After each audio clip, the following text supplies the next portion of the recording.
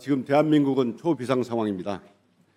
윤석열 파면 선고가 기약 없이 늦어지고 국민들은 불안과 분노로 광장에 쏟아져 나오고 있습니다. 국민들은 묻습니다. 도대체 헌법재판소는 어디에 있습니까? 국민들은 또다시 묻습니다. 헌재가 헌법 수호기관 맞습니까? 국민들은 군경을 동원한 12.3 내란 쿠데타가 사법 쿠데타로 번졌다고 분노하고 있습니다. 이건 다 헌재가 초래한 것입니다. 마은혁 재판관을 임명 안 한 행위가 위헌이지만 파면할 잘못은 아니라며 한덕수를 복귀시키고 헌재 스스로 권위를 땅에 떨어뜨렸습니다. 죄를 지었지만 죄인으로 볼 수 없다. 헌법 위반에도 경제가 있고 중범죄가 있습니까? 이러니 최상목 한덕수가 마은혁 임명을 배째라식으로 미루고 있는 겁니다. 윤석열 구속을 취소한 법원, 이해 질서라 즉시 항고를 하지 않는 검찰, 도대체 이런 사법 법적 카르텔이 어디에서 자신감이 나오겠습니까? 바로 헌재 결정을 미루고 있는 데서 나온 겁니다. 전 국민이, 전 세계인이 13 내란을 지켜봤습니다. 윤석열 스스로 선관위에 군대를 보냈다고 자백을 했어요. 모두가 다 아는 결론을 내리는데 헌재가 이렇게 오래 걸리는 일입니까? 오죽하면 헌재에서 결정문으로 노벨상을 받으려고 하는 거냐, 이런 비아냥까지 나오고 있습니다. 윤석열 파면 날짜를 당장 지정하십시오. 윤석열 파면을 질질 끄는 것 자체가 헌재는 헌법을 파괴하고 있다고 보는 겁니다. 정말 재빨리 신속히 윤석열 파면 날짜를 지정하지 않으면 헌법을 파괴하는 헌법재판소로 나올 것입니다. 질문 하나 하겠습니다. 자, 처장님, 예. 이 국민의 편의를 위해서 제가 그 평의 절차를 요약해봤습니다. 먼저 변론 종결되면 주심이 검토보고가 있고 평의에서 재판관 토론을 거쳐서 표결을 하게 되죠. 이게 평결이죠. 이 평결 절차에서 주심이 의견을 개진하고 그다음에 재판관들이 의견을 제시하는데 최근에 임명된 재판관 순으로 의견을 개진하게 되죠. 그러면서 인용이냐 기각이냐 이런 결론을 내게 되고 그런 다음에 결정서를 작성하게 되는데 초안은 주심이 작성하고 소수 보충 의견을 추가해서 결정을 확정하게 되죠. 이 절차가 맞는 거죠? 실제 평의가 이루어지는 과정은 그 관여를 저도 안 했기 때문에 이 절차는 맞는 거 맞잖아요. 지금 그렇게 알려져 있는 거는 예. 맞습니다. 자, 그러면 국민들이 윤석열 탄핵 심판 변론 종결한 지가 벌써 34일이나 지났습니다.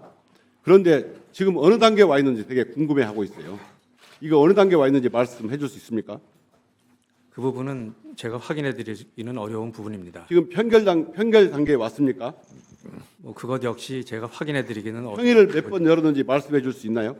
그 횟수도 마찬가지로 제가 확인해 드리기는 어려운 부분. 확인하는 문제가 아니고요. 이거는 변론 절차 연다, 몇 회 변론 절차 연다 하는 것처럼 행정적인 절차에 불과합니다. 이 정도는 국민들에게 알려드려야 최소한의 헌법기관으로서 헌법재판소가 국민들에 대한 예의 아닙니까?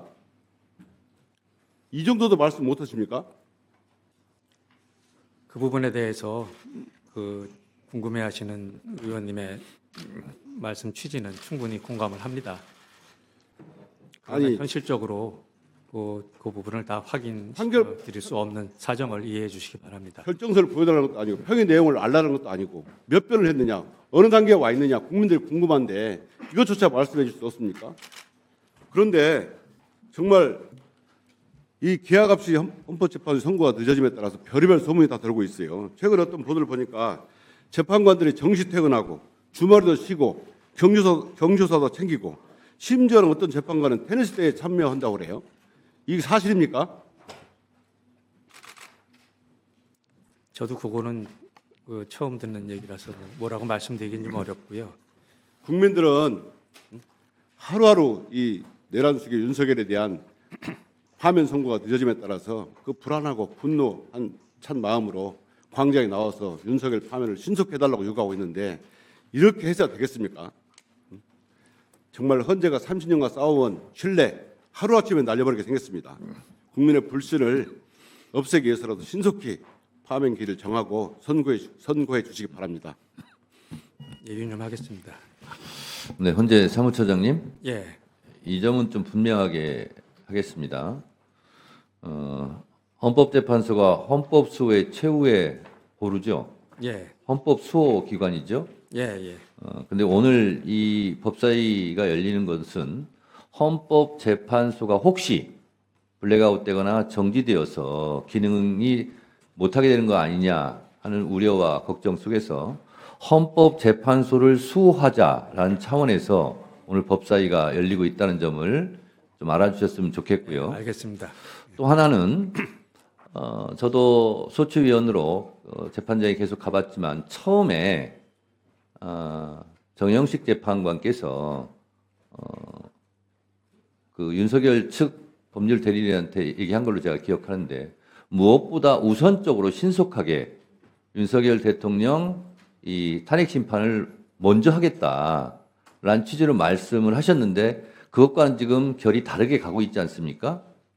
그건 분명하잖아요. 그래서 왜 그런지 그 부분에 대해서는 최소한 국민의 알 권리 차원에서 헌법재판소에서 이것은 좀 밝혀줘야 되는 거 아니냐 하는 것은 헌재에 대한 예의를 갖추면서 헌재에 대한 국민적 최소한의 요구거든요. 그 부분에 대해서는 우리 처장님께서 뭐라도 말씀을 하셔야 되지 않을까 그런 생각이 듭니다. 여기에 한 말씀 먼저 하세요. 예, 제가 제 위치에서 답변 드릴 수 있는 범위 내에서는 최대한 말씀을 드리도록 하겠습니다. 제가 지금 말한 부분에 대해서는 할 말이 없습니까? 최우선 말씀이죠. 네네. 그것은 지금 심리 과정을 다 지켜보셔서 아시겠지만 사건 심리할 만한 사항이 상당히 많은 사건이었기 때문에 그런 의미에서 신속하게 하신다고 말씀하신 걸로 이해를 하고 있습니다. 그러나 이제 선고 여부는 심리 결과 탄핵 사건이 한 가지 사건만 있었던 것이 아니고 여러 가지 사건이 같이 진행이 되는 상황이었기 때문에 진행되는 과정에서 재판부에서 여러 가지 사정을 종합을 해서 지금 현재와 같은 상황에 이른 것으로 그렇게 이해를 하고 있습니다. 좀 답답하신 부분도 있으시겠지만 그러한 사정을 좀 살펴주시면 감사하겠습니다.